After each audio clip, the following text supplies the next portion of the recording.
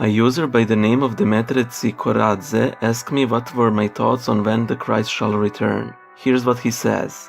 What is your opinion on the second coming of Christ? Is it going to happen really soon? I know that we don't know nor should we know when exactly will it happen, and only God knows. I just want to know your opinion.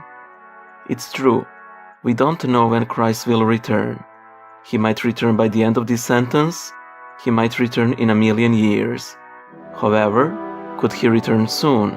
People generally say that Christ hasn't returned yet because he is waiting for us to repent. That is true, but it isn't the whole truth.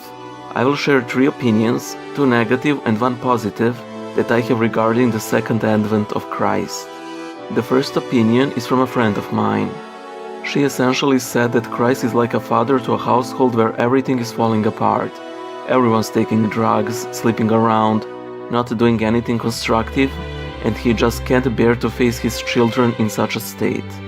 Second opinion, and personally, I believe that Christ just might return when a bullet is fired at the last bishop of the church. Without bishops, the church would die out. As long as the last bishop draws breath, we can assume that the church will survive. But if he is about to die, you can be rest assured that it will sound the red alert in heaven. Finally, and on the positive side, why should he return now? Think about it. Think of all the amazing people you know. If Christ came 100 years ago, none of them would exist. If Christ returned 500 years ago, people like Tesla, Saint Seraphim of Sarov, Elder Paisios, Saint Xenia of Petersburg, Abraham Lincoln, all those wonderful people wouldn't have a chance of existing. If Christ came back in the 1st century, all the people whose lives served as an inspiration in our walk with Christ wouldn't exist. If there was a dread judgment before the incarnation, not even the Mother of God would exist.